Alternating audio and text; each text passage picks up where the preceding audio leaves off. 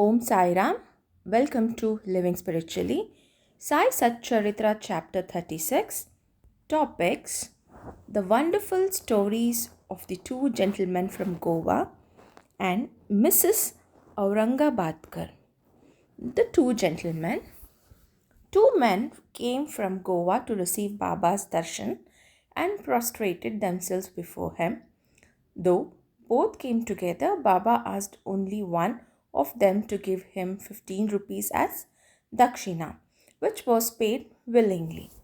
The other man voluntarily offered 35 rupees, and this sum was rejected by Baba to everyone's astonishment.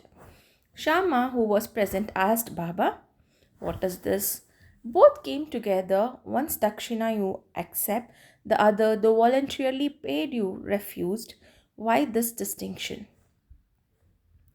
Baba replied, "Shama, you know nothing. I take nothing from anybody. The Masjid Mai, the presiding deity of Masjid, calls for the debt and the donor pays it and becomes free. Have I any home, property, or family to look after? I require nothing and am always free. Debt, enmity, and murder have to be atoned for. There is no escaping them." Baba then continued to tell a story in this characteristic way. At first, he was poor and vowed to his God that he would give away his first month's salary if he got hired. He got a job which paid 15 rupees per month. Then he steadily got promotions. He later earned rupees 30, 60, 100, 200, and ultimately 700 per month. But amidst his prosperity, he completely forgot the O. The force of his karma was driving him here, and thus I asked for the amount of 15 rupees from him as dakshina. Another story. While wandering by the seaside, I came to a huge mansion and sat on its veranda. The owner was hospitable and fed me sumptuously. He gave me a neat and clean place near a cupboard to sleep, and I slept there.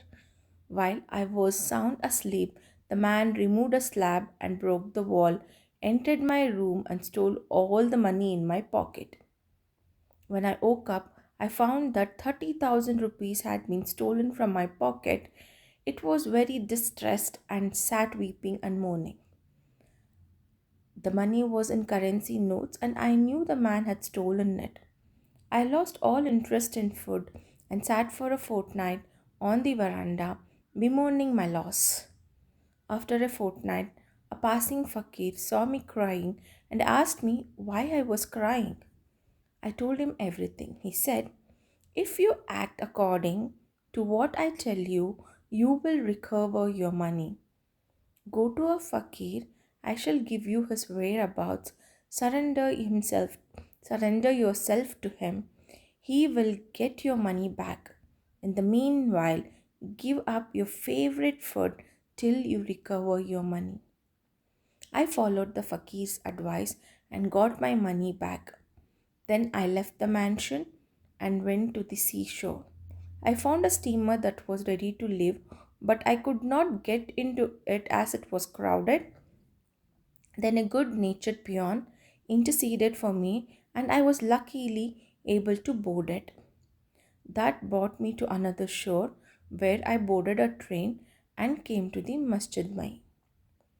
Baba finished telling the story and asked Shama to take the guests and arrange for their meals. Then Shama took them home and served them dinner.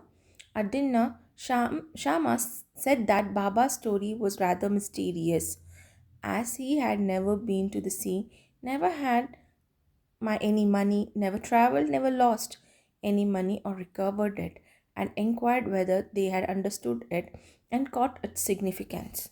The guests were deeply moved and were shedding tears. In a choking voice, they said that Baba was the omniscient, infinite, and Parabrahma. They said that the stories he told were their stories. What he spoke had already taken place in their case. How Baba knew all this was truly divine. Then, after the meal, While they were chewing betel leaves, the guests began to tell their stories. The first one said, "A hill station on the Ghats is my native place. I went to Goa to earn a living, and I took a vote to God Datta that if I got a job, I would offer him my first month's salary. By his grace, I got a job that paid 15 rupees and then steadily got promotion as described by Baba. I forgot all about my O. Baba has just reminded me of it in this way and recovered 15 rupees from me. It is not dakshina as one may think it to be, but repayment of an old debt and fulfillment of a long forgotten O." Baba never actually begged for any money or allowed his bhaktas to beg. He regarded money as a danger or bar to spiritual progress and did not allow his bhaktas to fall into its clutches. Malsapati is an example of this. He was very poor and could hardly make both ends meet. Yet Baba never allowed him to make any money, nor gave him anything from the dakshina collected. Once, a kind and a liberal merchant named Hansraj gave a large amount of money to Malsapati in Baba's presence, but Baba would not allow him to accept it. Then the second guest began his tale. "My cook had been working for me faithfully for 35 years. Unfortunately, he fell into bad ways. His mind changed and he robbed me of my wealth. By removing a slab from the wall of my cupboard, he came in while we were all asleep and stole all my accumulated wealth, 30,000 rupees in currency notes. I do not know how Baba knew the exact amount. I sat crying day and night. My inquiries came to nothing, and I spent a fortnight in great anxiety. As I sat on the veranda, sad and dejected, a passing fakir saw my conditions and inquired of its cause. I told him all about it. He told me that a great saint named Sai lives in Shirdi. Make your oath to him and give up any food that you like best, and tell him that I have given up eating that food till I receive your darshan. He said, then I took the oath and gave up eating rice and said, Baba, I will eat it after recovering my property and after receiving your darshan.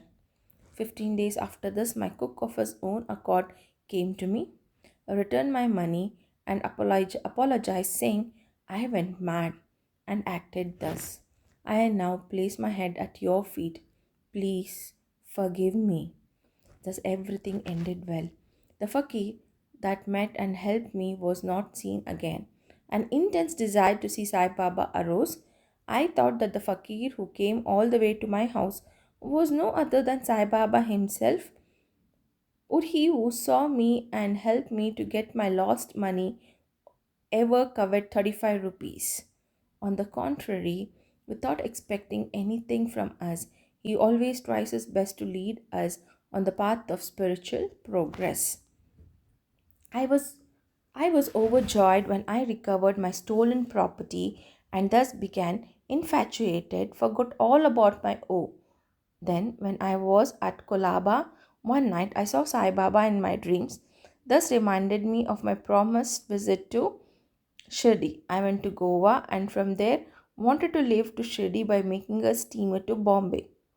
But when I came to the harbour, I found that the steamer was crowded and there was no space in it.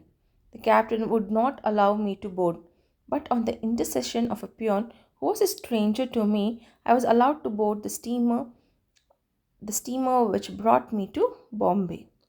From there, I got in train and came here. I definitely think Baba is all pervading and omniscient. Who are we and where is our home? Great indeed is our good fortune that Baba helped us get our money back and drew us here to him. You Shirdi folk must be infinitely superior and more fortunate than us, for Baba has played, laughed, talked, and lived with you for so many years. I think that your store of merits must be infinite, for it attracted Baba to Shirdi. Sai Datta, he ordered the woe, gave me a seat in the steamer, and brought me here, and thus gave proof of his omniscience and omnipotence.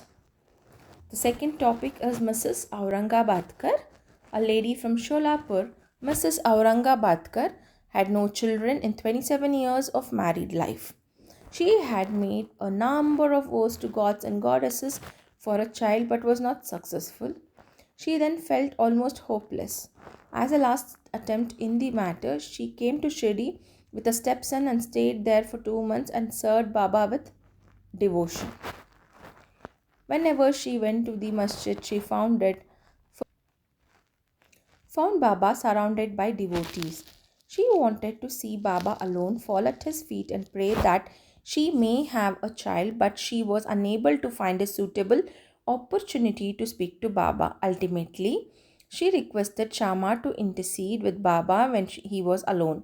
Shama said to her that though Baba's darbar was open, he would try for her and that the Lord might bless her. He asked her to wait with a coconut and incense in the open courtyard when Baba was having his meals, and when he beckoned her, she should come up. One day after dinner, Shama was wiping Baba's wet hands with a towel when the latter pinched Shama's cheek. Shama, feigning anger, said, Deva, is it proper for you to pinch me like this? We don't want such a mischievous God who pinches us like this. Are we your dependents? Is this the fruit of our devotion? Baba replied, Oh Shama, during the 72 generations that you were with me, I have never pinched you till now, and now you resent my touching you? Shama, we want a God that will always give us kisses and sweets to eat, and we do not want any respect from you. Let our faith unto your feet always be strong, Baba. Yes, I have indeed come for that and have been feeding and nursing you and have lots of love and affection for you. Then Baba went and sat down. Shama beckoned the lady. She came up, bowed, and presented the coconut and incense sticks. Baba shook the coconut, which was dry. The kernel within it rolled and made a noise. Baba said, Shama, this is rolling. See what it says, Shama. The woman prays that a child might similarly roll and grow in her womb. Please give her the coconut with your blessings. Baba, will the coconut give her a child? It's so foolish that people fancy such things. Shama, I know the power of your words and blessings. Your words will give her strength. You're wrangling and not giving real blessings. The parley went on for a while, Baba repeatedly ordering to come break the coconut and Shama pleading for the gift of the unbroken fruit for the lady. Finally, Baba yielded and said she will have a child. When asked Shama, in 12 months was the reply. The coconut was therefore broken in two parts. One was eaten by two and the other was given to the lady. Then Shama turned to the lady and said, Madam, you are a witness to my words. If within 12 months you do not have a child, I will break a coconut against this Deva's head and drive him out of this masjid. If I fail in this, I will not call myself mother. You will soon realize what I say. A year later, she gave birth to a boy, and the son was brought to Baba in his 5th month. Both husband and wife prostrated themselves before Baba, and grateful father, Mr. Aurangabadkar, paid a sum of rupees 500, which was spent in constructing a shield for Baba's horse, Shamakarna. End of chapter 36. Om Sai Ram, Om Sachidananda Sadguru, Sainath Maharaj Ki Jai.